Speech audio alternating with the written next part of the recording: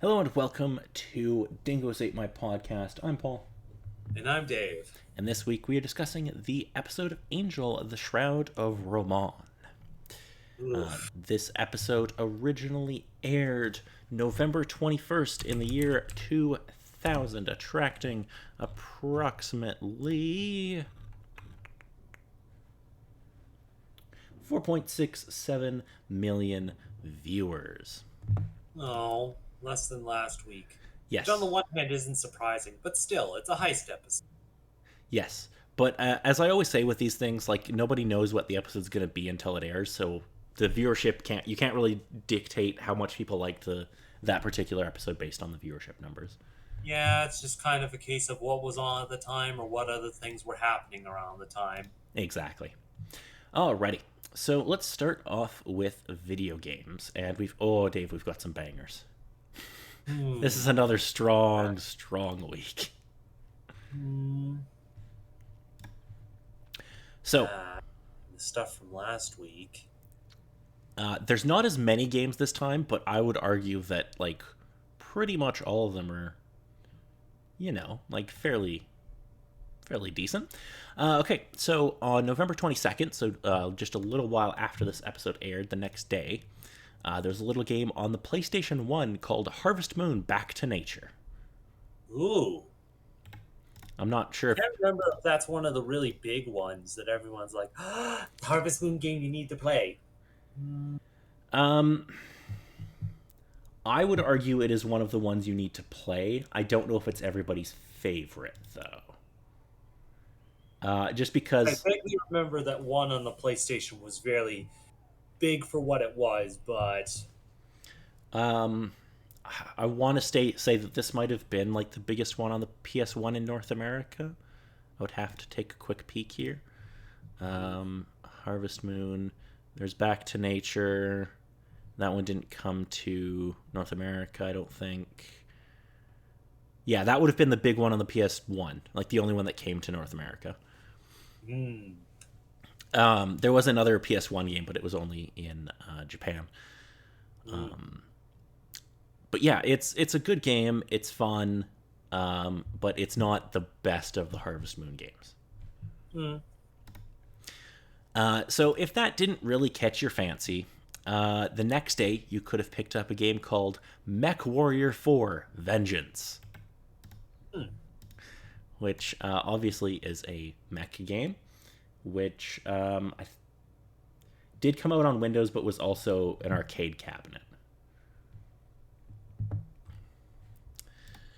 And finally, and also, sorry, I should say, on the same day, if Mech Warrior 4 wasn't really your thing, and maybe you're more of a Star Trek fan, Hmm. well, there was a little game that came out, and it has a terrible title, but that's fine. It's Star Trek Deep Space Nine: The Fallen, because it just looks awkward as hell on the screen. A game that got very wildly different reviews depending on who reviewed it. With whoever is an actual Trekkie fan or not. Well, I mean, like one site gave it a 6 out of 10, and then another site gave it like a 9 out of 10. So So whoever is a Trekkie fan. apparently, but that was also only on Windows and Mac OS. Hmm. There were a few other games though that I wanted to bring up. So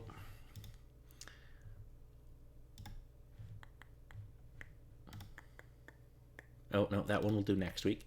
So technically we should have brought this up last week, but I forgot, so who cares? Eh. There's a little game on the PS1 that came out that, ooh, Dave, this is a good one. A little game on the PS1 called WWF SmackDown 2 Know Your Role. Now, you might be thinking to yourself, didn't we just talk about a SmackDown game a little while ago? You would be right. The previous game in the series came out in like 7 months prior to this. Hmm. They released a game in March, and then another one, and then a sequel came out in November. Hmm. Hmm. But I will say, That seems that seems like a bit of a time crunch.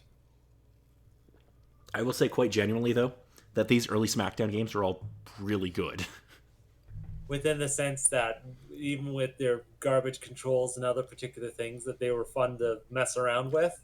Okay, this might be. I'm going to argue that the PS1 and N64 games, like wrestling games, have some of the best control schemes.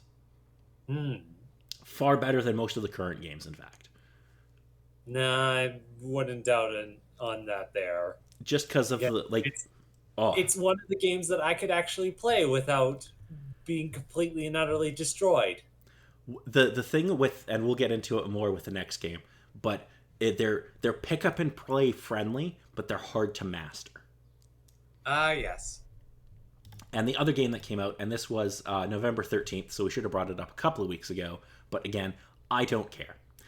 If you're a wrestling fan and you didn't have a PS1, but you had an N64, oh boy, were you in luck. Because you could have bought this little game called WWF No Mercy.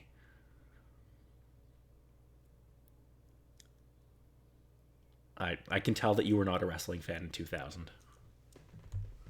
No, like it was there, and slight history about me. I did know of wrestling and did see little bits. No particular match that I could recall of that, but I had a tendency of a kid of imitating the things I saw on television. So the instant my parents sort of found out, they're like, "Yeah, you're not watching wrestling." Fair. Um, so I'm just gonna say this: WWF No Mercy. Um, if it's not the greatest wrestling game of all time, it's in the top five. Duly noted. You'll most It's likely get a lot of people arguing with you, but and duly I noted. I will gladly have those arguments because I don't know if I would put it as number one, but it would be in the conversation because Hmm. that and SmackDown Here Comes the Pain are probably my two favorites. So, Hmm. but this game is enough. It's like the game we were talking about previously, SmackDown 2, where it's very pick up and play friendly. Like the controls are super easy to understand, but they're also really deep. Hmm. Like there's a lot of variety in what you can do, and it's oh they're such well designed games, and they still have a they still have a following today. They're still being this game is still being modded by people online. On the one hand, I'm not too surprised, but I'm not all into the modding scene, so I'm not exactly sure which particular ones they're picking apart and messing with. It's mostly like No Mercy and the WCW games. Duly noted. Yeah, like you can download now like current rosters and play on No Mercy, and it's oh I love it. Anyway, we're gonna get far too into this if I don't force myself away from it. Indeed, indeed. Let's move on. So, Dave, number one movie in America this week.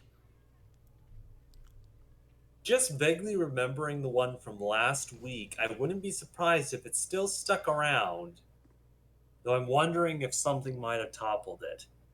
I'm not sure. I may be sticking with it just with the star power it probably had at the time. Yes, so it is How the Grinch Stole Christmas, still number one at the box office. Last week, having done just over $55 million in business, and this week, having done $52.1 million in business. Oh, there you go. So it barely fell week on week, which is, I mean, almost unheard of. On the one hand, just at the time, it's not surprising. If you had the star power that you had within that film, it pretty much works. And it's the case of it's a decent mix that the kids, it works fairly well for the kids just with that, but there's enough in it that the adults are not going to be bored out of their minds watching it. No, yeah, it works. It works well for kind of it. I mean, it's a family film, right? Like it's a Oh, true yeah. family film, in that anybody can sit down and enjoy it. Hmm. Yeah, no, it's like I said, it's a personal favorite of mine. So, that was the number one movie in America. So, any guesses on the number one song in America this week? Hmm. Again, thinking with the one that came up last week. Hmm. No, with Destiny's Child, I think that they'd stick around, though I don't think of anything that immediately comes to mind that could topple them. I'll maybe stick with Dave, the one from next week if they stuck around, at it's least it's for this one. yeah, it's Independent Women by Destiny's Child. It's not going anywhere for a while. Hmm. I'm just gonna save that right for you right now. Like, it's not going anywhere. Yeah. Yes. So I guess it is time to move on to move on to discussing the episode. Yes, with this episode. Ugh. Okay. Well, here we go. Thankfully, the synopsis for this one is not nearly as long as the previous episode. Thank goodness, though it was definitely confusing with all the particular stuff that happened within the episode. Well, hopefully, I can make it less confusing.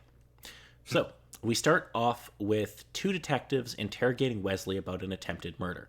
Although we don't know it's Wesley at first because he's like laying on the table with his arm up and you can't see his face.